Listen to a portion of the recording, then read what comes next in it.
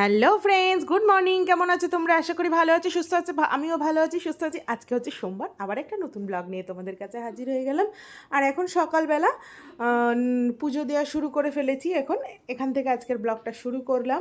আজকে ফার্স্টে স্নান করে নিয়েছি, স্নান প্রতিদিনই করি, তো আজকে মাথাটা শ্যাম্পু করেছি, তো সেই জন্য পুরো স্নানটা আর কি হয়েছে। স্নান আমি প্রতিদিনই দুবার করি, একবার যখন ননীশোনাকে তুলি তখন, আর একবার যে স্নান রান্না টান্না করে যখন পুরো ভালো করে ঠাকুর দিই, দুপুরের যে ভোগটা দিই তখন।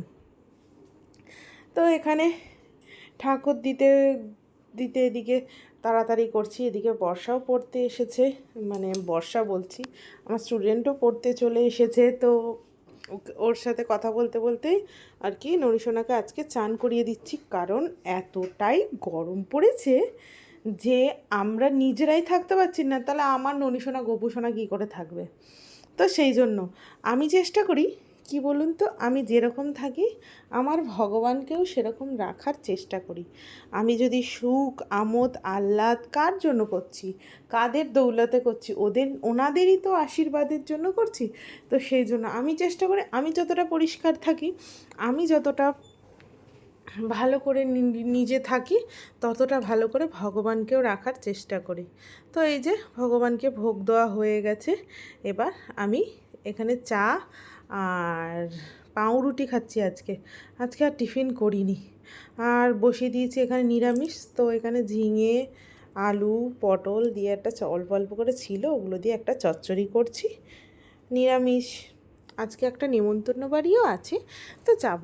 তারপরে এখানে ভেন্ডি ছিল, তো ভেন্ডিগুলো ভালো করে ভেজে নিচ্ছি, রান্নাবান্না করে নিয়ে এখানে চলে এসেছি সবাই মিলে নেমন্তন্ন বাড়িতে খেতে।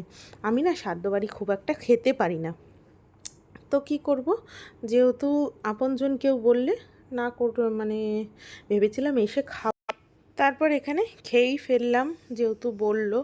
আর বসে খুব একটা যে অভক্তি হচ্ছে তা না, কারণ সাদ্য বাড়িতে একটু অভক্তি হয়, একটু গন্ধ লাগেই নাকে একটা, তো কিন্তু প্রত্যেকটা খাবারই ফ্রেশ লাগলো, আর কোনো রকম সাদ্য বাড়ি বলেও এখানে লাগলো না। এই যে এখানে আলু ভাজা, ঘি, ডাল, তারপরে এখানে পটল আলু চিংড়ি শুক্তো, শুক্তোটাই তো বলা হলো না ফার্স্টে, ওটা ছিল শুক্তো, এটা দিয়ে। আর তারপরে লাস্টে যে মাছের পিসটা নিয়েছিলাম, ওটা দারুণ, একদম অসাধারণ, কারণ কোনো গন্ধ নেই মাছের পিসটায়। তারপরে এসে যেহেতু সোমবার ছিল, ওই যে সকালবেলা যে পুজো দিলাম, সন্ধেবেলা সকালবেলা ননীশোনা গোপুসোনাদের তুললাম, ওই যে ওই তুলাই ঠাকুর দেওয়া, আর পরক্ষণে যে ফুল দিয়ে ভালো করে গুছিয়ে ঠাকুর দেবো সেটার একদম টাইম হয়নি, কারণ ছেলেকে এনে এসেই চলে গেলাম, ছেলেকে নিয়ে আসি তো আমি দুপুরবেলা। তারপর ওখান থেকে খাওয়া দাওয়া করে এসে পুজো দিয়ে তারপর আর কোনো ভিডিও শ্যুট করতে পারিনি। এইটা চলে এসেছি একদম সকালবেলা, মানে মঙ্গলবার দিন সকালবেলা। তো এখানে ফার্স্টে গোপুসোনা ননীশোনাদের আদর করে বেশ গান করে করে করে করে তুলছি, হরে কৃষ্ণ গান করে ওদের তুলছি। গানটা আর তোমাদেরকে শোনাইনি, তো ভিডিওটা যখন এডিট করছি এর জন্য কথা দিয়ে দিয়েছি।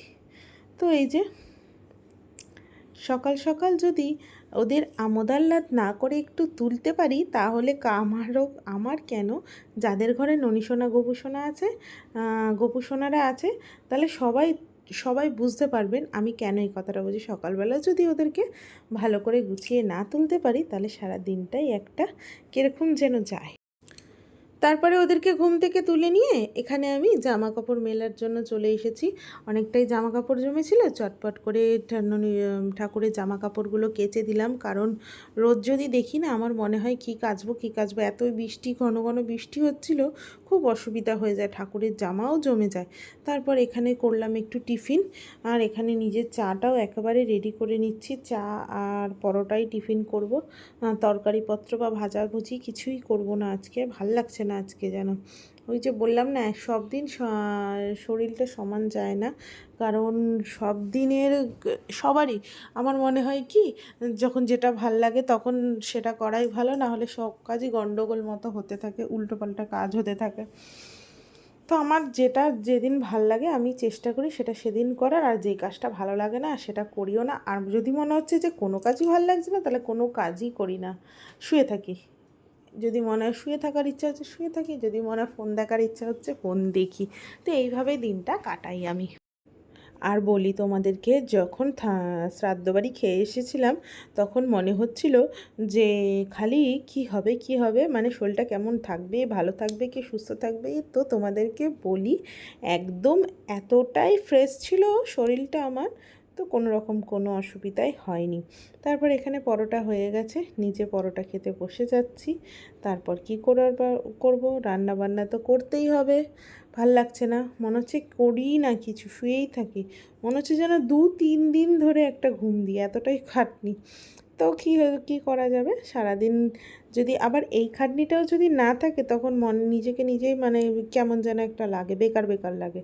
তো সেই জন্য তারপর আমি রান্নাবান্না গুছিয়ে সবজিটা কেটে নিয়ে, ও বাবা দেখি গ্যাসটা অপরিষ্কার। অপরিষ্কার বলতে কি বলুন তো, ওই যে বলেছিলাম যে গ্যাসটা খারাপ হয়ে গেছিলো, ওই গ্যাসটা আমি ভালো করে পরিষ্কার করছি। কারণ ওই মানে এটা হচ্ছে অন্য গ্যাস, মানে এটা হচ্ছে নতুনই গ্যাস, বেশি দিন ব্যবহার করা হয়নি। এটা তুলে রাখা ছিল বলে কি হয়েছে, জং জং ধরে গেছে একটু। তো ওই জংগুলোই ভালো করে পরিষ্কার করছি, ঝকঝকে তকতকে করে ফেলছি।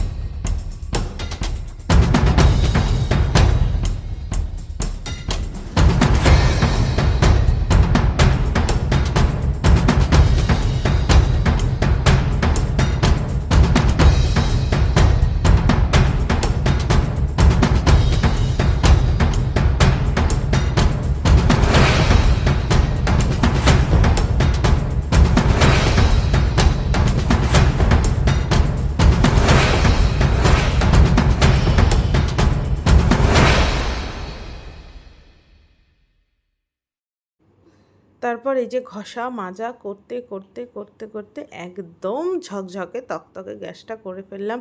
এদিক ঘষলাম, ওদিক ঘষলাম, ওদিক ঘষলাম, সেদিক ঘষলাম। তারপর এখানে বসিয়ে দিচ্ছি হচ্ছে পেঁপে ভাজা, একটু 5 ফোড়ন দিয়ে গ্যাস পরিষ্কার। তরকারিপত্র বসিয়ে দিয়ে এদিকে ঘরদোর ভালো করে মুছে নিচ্ছি। আর রান্নাঘরটা আমি না প্রতিদিন হাত দিয়ে মুছি, এতটা এদিকে মানে ডাস্টবিনটার এখানটা আমি হাত দিয়েই মুছি। কিন্তু কি করব, এখন ডান্ডা দিয়ে মুছে নিচ্ছি তাড়াতাড়ি তাড়াতাড়ি যাতে কাজ হয়ে যায়। এদিকে দেখছি কি যে কি করেছে ইঁদুরে, দেখুন এখানটা যে ইঁদুর ঢুকেছিল ঠাকুরের ওয়ার্ড্রপে, আমি বুঝতেই পারিনি। এদিকে ইঁদুরটা মারাও গেছে, আর এদিকে আমি যা সামগ্রী থাকে ঠাকুরের সব সামগ্রীগুলো একদম কুটো কুটো করে কেটে একদম নষ্ট করে দিয়েছে। তারপর কি করলাম, তারপর ভালো করে এখানটা মাজা ঘষা করলাম, একদম ঘিস ঘাস। আজকে হচ্ছে গ্যাস পরিষ্কার, ঘিস ঘাস আর মাজা ঘষা ঘিস ঘাস করে নিয়ে তারপর ননিসোনা গোপুসোনাদের স্নান ঠান করিয়ে নিয়ে এখানে করিয়ে দিয়েছি। এখানে গোপুসোনারা এখানে বসে আছে, কি দারুণ লাগছে দেখুন। আমার তো বেশ ভালো লাগছে দেখতে, যেন মনে হচ্ছে তাকিয়েই থাকি। তো এখানে রান্নাবান্না কমপ্লিট, আমি কিছুটা করেছি, শাশুড়ি মা এসে কিছুটা করেছেন। আর আজকে রান্না হয়েছে ডাল, চিচিঙ্গে ভাজা, বেগুন ভাজা, আর ওই যে চচ্চড়িটা করলাম সেই চচ্চড়িটা।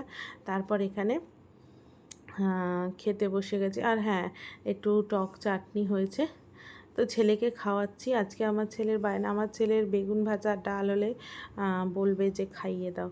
তারপর সন্ধেবেলা এখানে চলে এসেছি চা নিয়ে আবার দেখা করতে। সন্ধেবেলা ছেলে আমার চা খেতে চাইলো একটু বিস্কুট দিয়ে, আর ওর ঠাম্মা ওদিকে আটা মাখছে, আর দাদু এখানে টিভি দেখছে। তারপর চলে যাব, মা বেটায় দুজনে চলে গেছিলাম একটু মানে আমি দুটো শাড়ির ব্লাউজ বানাতে দিতে গেছিলাম, যেহেতু পুজো আসছে সেই জন্য।